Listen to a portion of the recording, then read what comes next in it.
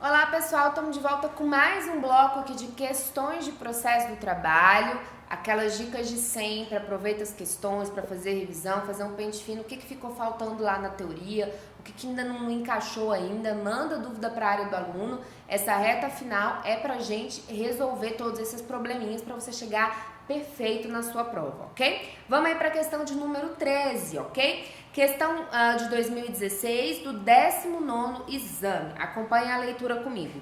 José ajuizou a reclamação trabalhista em face da sociedade empresária ABCD. Então, ele propôs uma reclamação, requerendo horas extras. A sociedade empresária apresentou contestação, negando as horas extras e juntou cartões de ponto, os quais continham horários variados de entrada e de saída, marcados por meio de relógio de ponto. O advogado do autor impugnou a documentação. Com base no caso apresentado, assinale a alternativa correta. Eu quero fazer aqui um esqueminha para vocês, só para te mostrar um ponto. Olha só a seguinte situação, pessoal. O ônus da prova,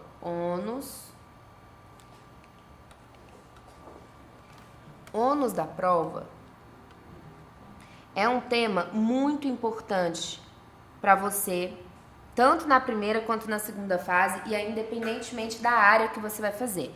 O ônus da prova tá no 818 da CLT e também no 373 do CPC, ok? Quando a gente fala de jornada de trabalho, e aqui é disso que a gente está falando, porque a gente está falando de hora extra, ok? A gente está falando, ele está cobrando hora extra, então você vai ter que provar aí qual era a jornada de trabalho do empregado.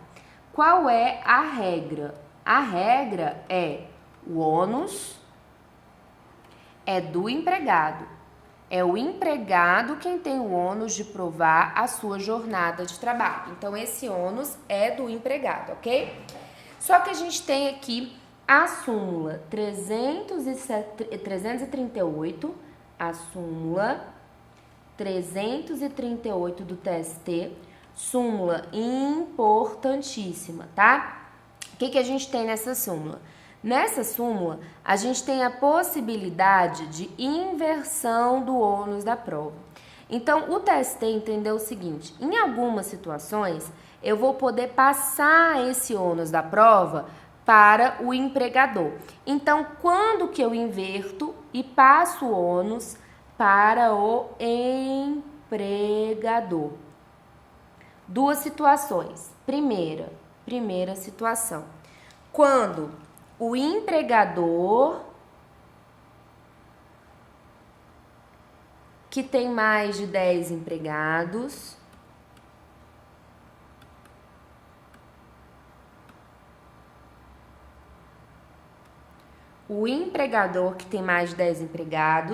olha lá no 74, parágrafo 2º da CLT, esse empregador não apresenta folhas de ponto. Não apresenta folhas de ponto.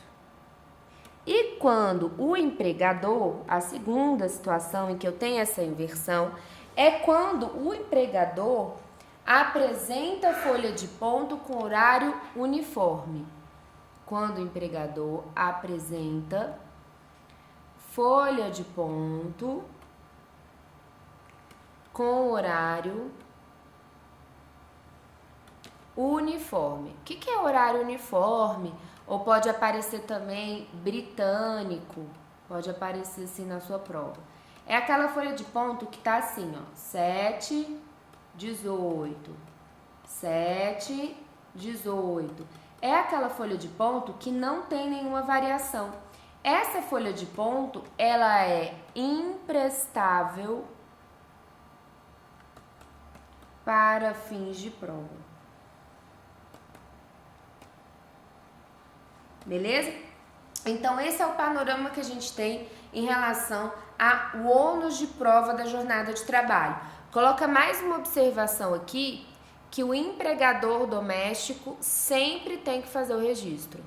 Ele não precisa ter 10 empregados não, tá? Empregado doméstico sempre precisa assinalar, vou colocar aqui, registrar, ele sempre vai precisar registrar a jornada do trabalhador, beleza? Então, a gente tem esse panorama aqui com a duração do trabalho. Dá uma olhada lá no 818 da CLT, que é um artigo fundamental para sua prova. É artigo que está lá no top 10, sem dúvida nenhuma, processo de trabalho. Beleza? Então, vamos resolver a questão agora que a gente conhece essa sistemática aqui do ônus da prova, da duração do trabalho. Vamos lá, letra A. Na qualidade de advogado do autor, você não precisará produzir qualquer outra prova, pois já impugnou a documentação? Não, o ônus da prova é do empregado. Então, você precisa, como advogado do autor, produzir prova para provar a hora extra. Não basta impugnar a documentação, não, tá? Tem que impugnar e provar o contrário. Letra B de bola. Na qualidade de advogado da ré, você deverá produzir prova testemunhal, já que a documentação foi impugnada? Não, porque o ônus da prova não é da ré, é do autor. C. Na qualidade de advogado do autor, o ônus da prova será do seu cliente, verdadeiríssimo. Razão pela qual você deverá produzir outros meios de prova em razão da sua impugnação à documentação? Exatamente. Letra C tá perfeito, é exatamente essa a previsão que a gente tem aí dentro da sistemática de ônus da prova. Letra D ditado. Dada a variação de horários nos documentos, presume-se os mesmos inválidos diante da impugnação, razão pela qual só caberá o ônus da prova à empresa ré? Nada a ver. Pelo contrário, se tem variação de horário é porque a folha de ponto é totalmente válida. Perfeito aí. Vamos para a questão de número 14. A questão 14 é do 18º exame, tá? Prova de 2015. Em sede de reclamação trabalhista, sob o rito sumaríssimo, as testemunhas do autor não compareceram à audiência. Então, as testemunhas do autor não compareceram à audiência. Apesar de convidadas verbalmente, olha o perigo aí de você convidar a testemunha verbalmente, provar depois, por ele. Na audiência, nada foi comprovado acerca da alegação do convite às testemunhas. Você precisa provar, pessoal, que convidou sua testemunha. Diante disso, assinale a alternativa correta. Letra A. A audiência deverá prosseguir, pois não cabe a intimação das testemunhas, uma vez que não foi comprovado o convite a elas. É exatamente essa a questão correta. Como é que funciona na prática, pessoal? Na prática, você vai fazer o seguinte: você vai convidar a testemunha e você tem que ter um registro. A gente sugere que você faça por WhatsApp ou por e-mail, ou que você coloque, por exemplo, mande uma carta com um AR, um aviso de recebimento, para você ter um comprovante para apresentar na audiência para o juiz de que você convidou aquela testemunha. Se você não apresenta nada, se você não prova que houve o convite, a audiência vai tocar, perdeu as suas testemunhas. Então, você precisa sim fazer esse registro, tá? Então, sempre convide as testemunhas por escrito, porque o juiz não vai deixar de tocar a audiência se você não demonstrou que houve um convite de fato. Letra B de bola. As testemunhas deverão ser intimadas, porque a busca da verdade real é um princípio que sempre deve prevalecer, não deve prevalecer sempre, e elas não deverão ser intimadas porque não houve comprovação do convite. Se houvesse a comprovação do convite, aí sim o juiz poderia mandar intimá-las sem problema nenhum. As testemunhas deverão ser conduzidas coercitivamente, porque não se admite que descumpram seu dever de cidadania. Errado, porque não há comprovante aí de que elas foram convidadas. Primeiro você tem que intimar, e só se elas depois de intimadas não comparecerem é que pode ter essa condução coercitiva. D. O feito deverá ser adiado para novo comparecimento espontâneo das testemunhas? Não, de jeito nenhum. Só se você tivesse aqui uma comprovação de convite, e não seria novo comparecimento espontâneo, seria aí dessa segunda vez uma intimação. Beleza? Questão 15, questão de 2015 do 18º exame. Vamos lá. Marcos ajuizou reclamação trabalhista em face de sua ex-empregadora, a sociedade empresária Cardinal Roupas Limitada. afirmando ter sofrido acidente do trabalho, doença profissional. Então, ele sofre um acidente de trabalho, doença profissional. Lembra que é um acidente de trabalho equiparado, é um acidente de trabalho equiparado, tá? Tá com dúvida sobre o conceito de acidente de trabalho?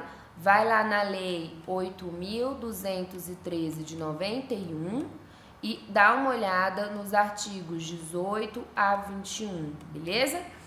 Em razão disso, requereu indenização por dano material e moral. Foi determinada a realização de perícia que concluiu pela ausência de nexo causal entre o problema sofrido e as condições ambientais. Então, o perito disse que aquela doença não era fruto das condições ambientais de trabalho. Na audiência de instrução, foram ouvidas 5 testemunhas e colhidos os depoimentos pessoais. Com base na prova oral, o juiz se convenceu de que havia nexo causal. Então, o juiz pode ir contra a perícia? Pode, ele não é vinculado à perícia não, tá? Então, com base na prova oral, o juiz se convenceu de que há nexo causal e os demais requisitos para a responsabilidade civil pelo que deferiu o pedido. Diante da situação retratada e em relação aos honorários periciais, terceira vez que a gente faz questão de honorários periciais, né? Assinale a alternativa correta. Vamos lá. Letra A. O trabalhador sucumbiu no objeto da perícia feita pelo expert, de modo que pagará os honorários. Aqui, pessoal, por que não é o trabalhador quem vai pagar os honorários? Porque ele não sucumbiu no objeto. Ele não sucumbiu no objeto, ele sucumbiu na perícia, mas o objeto da perícia ele ganhou. Então, aqui, letra A, não é ele que paga a perícia. Letra B de bola. Uma vez que a perícia não identificou o nexo causal, mas o juiz sim, os honorários serão rateados entre as partes? De jeito nenhum. Letra C. A empresa pagará os honorários, pois foi sucumbente na pretensão objeto da perícia? Perfeito, é exatamente. A sucumbência em relação ao objeto, a pretensão, não a perícia propriamente dita. Então, letra C está corretíssima. Letra D. Não havendo disposição a respeito, ficará a critério do juiz, com liberdade, determinar quem pagará os honorários? Errado. Não fica a critério do juiz, não. O juiz não tem todo esse poder, não, para determinar quem vai pagar honorário. Beleza? Questão 16, questão aí também de 2015, 18º exame. Vamos lá. Em ação trabalhista, a parte ré recebeu notificação da sentença em um sábado. Então, ela recebe aqui notificação da sentença em um sábado. Assinale a opção que, de acordo com a CLT, indica o dia a partir do qual se iniciará a contagem do prazo recursal. Pessoal, se eu tenho aqui uma sentença que é publicada sábado não tem expediente forense. Então, eu considero que ela foi publicada segunda. Se ela foi publicada segunda, o prazo começa no primeiro dia útil subsequente, ok? Olha o que diz aí a letra A. O início do prazo será na segunda e a contagem do prazo deverá ser iniciada na terça-feira, se forem dias úteis. Letra A, corretíssimo, tá? Então, aqui, o início do prazo é segunda, mas o início da contagem é terça, porque eu conto o primeiro dia útil subsequente. Questão letra A aí, perfeita. Letra B. O início do prazo será segunda e a contagem do prazo também? Não, eu não vou ter contagem no próprio dia, no mesmo dia do início do prazo, porque eu excluo o dia de início e incluo o dia de final, tá? Dá uma olhadinha também lá no artigo 132 do Código Civil, que ele traz todas as regras de prazo, a gente aplica aqui na Justiça do Trabalho esses prazos também tranquilamente. C. O início do prazo será no sábado? Não, jamais. Mas a contagem do prazo será iniciada da terça, se for dia útil? Errado, né? Eu não tenho aí início do prazo no sábado. D. O início do prazo será no sábado? Jamais. Mas a contagem será iniciada na segunda? Também não, beleza? Letra D aí também, errada. Então, questão 16, letra A. Vamos para mais uma questão aí. Eu coloquei aí, percebam que eu coloquei para vocês o gabarito das questões, tá? Sempre tem o gabarito aí das questões, então vale a pena vocês acompanharem. E aí a gente já vai agora falar de algumas questões de dissídios individuais, tá? Questões importantes também. Aqui talvez seja o ponto mais cobrado da prova, seja essa parte de dissídio individual, que a gente vai falar de atos processuais e tudo mais. Olha o que diz a questão 17 do 27º exame, uma prova de 2018. Juca ajuizou a ação trabalhista em face de sua ex-empregadora, empresa privada do ramo da mineração. Paulo também ajuizou a ação, mas em face de seu ex-empregador. Então aqui a gente tem duas situações. Juca ajuizou uma ação em relação à sua ex-empregadora, uma empresa privada da mineração. Paulo também ajuizou a ação, mas em face de seu ex-empregador, uma empresa de prestação de serviços e do município de Nova Iguaçu. Então aqui Juca propôs a sua ação contra uma empresa privada. Já o Paulo, ele propõe a ação com litisconsórcio passivo. A gente tem, de um lado, uma empresa prestadora de serviços, e do outro lado, o município. Então, a gente tem aqui a fazenda pública, né? Então, a gente tem aqui a administração direta, a gente tem o município no polo passivo, né? Município de Nova Iguaçu, no Rio de Janeiro, para quem prestou serviços, requerendo a responsabilização subsidiária. Tudo bem. Os respectivos advogados atribuíram um valor correspondente a 20 salários mínimos a causa de Juca, então aqui rito sumaríssimo até 20 salários mínimos, e 15 salários mínimos a causa de Paulo. Causa de Paulo, pessoal, a causa de Paulo vai poder ir pelo sumaríssimo? Jamais. Por que não? Porque tem município. Se eu tenho administração direta, essa ação ela terá que ir pelo rito ordinário, por conta do 852A, parágrafo único da CLT. Então, aqui necessariamente, tá? Necessariamente eu vou ter que continuar e tocar a minha ação no rito ordinário, porque eu tenho município, não interessa o valor da causa aqui. Por conta do município, eu vou mandar essa ação para o rito ordinário. E aí ele pede para você marcar a correta. Vamos lá ver qual é a correta. A causa de Juca correrá sob o procedimento sumaríssimo e a de Paulo sobre o ordinário? Exatamente. Letra A, questão correta. É exatamente isso. B, ambas as causas correrão sobre o procedimento sumaríssimo? De jeito nenhum. C, ambas as causas correrão sobre o procedimento ordinário? De jeito nenhum.